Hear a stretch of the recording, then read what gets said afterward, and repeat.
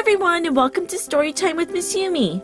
Today's book is How the Grinch Stole Christmas by Dr. Seuss. Every Who down in Whoville liked Christmas a lot. But the Grinch who lived just north of Whoville did not. The Grinch hated Christmas, the whole Christmas season. Now please don't ask why. No one quite knows the reason. It could be his head wasn't screwed on just right. It could be perhaps that his shoes were too tight. But I think that the most likely reason of all may have been that his heart was 2 sizes too small. But whatever the reason, his heart or his shoes, he stood there on Christmas Eve, hating the Whos, staring down from his cave with a sour grinchy frown at the warm lighted windows below in their town, for he knew every Who down in Whoville beneath was busy now hanging a mistletoe wreath. "And they're hanging their stockings," he snarled with a sneer. "Tomorrow is Christmas, it's practically here." Then he growled with his Grinch fingers nervously drumming, "I must find some way to stop Christmas from coming, for tomorrow he knew." All the Who girls and boys would wake bright and early, they'd rush for their toys, and then, all the noise! Noise, noise, noise! That's one thing he hated, the noise, noise, noise, noise! And then the Whos, young and old, would sit down to a feast, and they'd feast, and they'd feast, and they'd feast, feast, feast, feast. They would feast on Who pudding and rare Who roast beast, which was something the Grinch couldn't stand in the least. And then they'd do something he liked least of all. Every Who down in Whoville, the tall and the small, would stand close together with Christmas bells ringing. They'd stand hand in hand, and the Whos started singing. They'd sing, and they'd sing, and they'd sing, sing, sing, sing. And the more the Grinch thought of this Who Christmas sing, the more the Grinch thought, "I must stop this whole thing. Why, for 53 years I've put up with it now. I must stop this Christmas from coming. But how?" Then he got an idea, an awful idea. The Grinch got a wonderful, awful idea.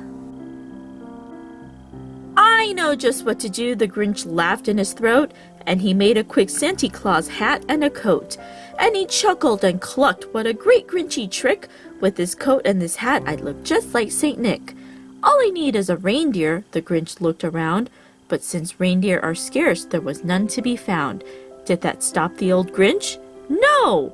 The Grinch simply said, "If I can't find a reindeer, I'll make one instead." So he called his dog Max, then he took some red thread, and he tied a big horn on the top of his head. Then he loaded some bags and some old empty sacks on a ramshackle sleigh, and he hitched up old Max. Then the Grinch said, "Get up!" and the sleigh started down toward the homes where the Whos lay a snooze in their town.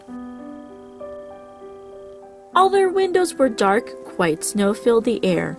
All the Whos were out dreaming sweet dreams without care, when he came to the first little house on the square.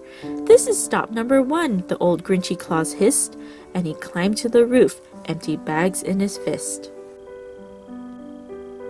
Then he slid down the chimney, a rather tight pinch, but if Santa could do it, then so could the Grinch. He got stuck only once, for a moment or two.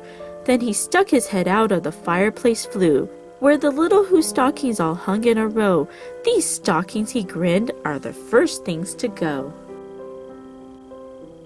Then he slithered and slunk with a smile most unpleasant around the whole room, and he took every present: pop guns and bicycles, roller skates, drums, checkerboards, tricycles, popcorn and plums. And he stuffed them in bags. Then the Grinch very nimbly stuffed all the bags one by one up the chimney. Then he slunk to the icebox. He took the Who's feast. He took the Who pudding. He took the roast beast. He cleaned out that icebox as quick as a flash. Why, that Grinch even took their last can of Who hash. Then he stuffed all the food up the chimney with glee. "And now," grinned the Grinch, "I will stuff up the tree." And the Grinch grabbed the tree and he started to shove when he heard a small sound like a coo of a dove. He turned around fast and he saw a small little Cindy Lou who was not more than 2. The Grinch had been caught by this tiny daughter who'd gotten out of bed for a cup of cold water. She stared at the Grinch and said, "Santa Claus, why? Why are you taking our Christmas tree? Why?" But you know that old Grinch was so smart and so slick, he thought up a lie and he thought up it quick. "Why, my sweet little tot," the fake Santa Claus lied, "there's a light on this tree that won't light on one side. So I'm taking it home to my workshop, my dear. I'll fix it up there, then I'll bring it back here." And his fib fooled the child. Then he patted her head, and he got her a drink and sent her to bed. And when Cindy Lou Who went to bed with her cup, he went to the chimney and stuffed the tree up. Then the last thing he took was the log for their fire. Then he went up the chimney himself, the old liar. On their walls he left nothing but hooks and some wire. And the one speck of food that he left in the house was a crumb that was even too small for a mouse. Then he did the same thing to other Who's houses, leaving crumbs much too small for other Who's mouses. It was 1/4 dawn, all the Who's still abed, all the Who's still a snooze when he packed up his sled. Packed it up with their presents, the ribbons, the wrappings, the tags and the tinsel, the trimmings, the trappings. 3,000 feet up the side of Mount Crumpet, he rode with his load to the tip-top to dump it. Pooh-pooh to the Who's, he was Grinchishly humming. They're finding out now that no Christmas is coming. They're just waking up. I know just what they'll do. Their mouths will hang open a minute or two. Then the Who's down in Whoville will all cry boo-hoo! "That's a noise," grinned the Grinch, "that I simply must hear."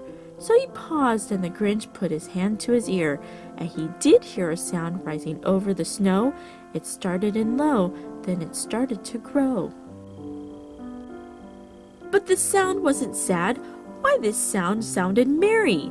It couldn't be so, but it was merry, very. He stared down at Whoville. The Grinch popped his eyes. Then he shook. What he saw was a shocking surprise. Every Who down in Whoville, the tall and the small, was singing without any presents at all. He hadn't stopped Christmas from coming. It came, somehow or other. It came just the same. And the Grinch, with his Grinch feet ice cold in the snow, stood puzzling and puzzling. How could it be so? It came without ribbons. It came without tags. It came without packages, boxes, or bags. And he puzzled 3 hours till his puzzler was sore. Then the Grinch thought of something he hadn't before. Maybe Christmas, he thought, doesn't come from a store. Maybe Christmas, perhaps, means a little bit more. And what happened then? Well, in Whoville they say that the Grinch's small heart grew 3 sizes that day, and the minute his heart didn't feel quite so tight, he whizzed with his load through the bright morning light, and he brought back the toys and the food for the feast, and he himself, the Grinch, carved the roast beast. And that was How the Grinch Stole Christmas.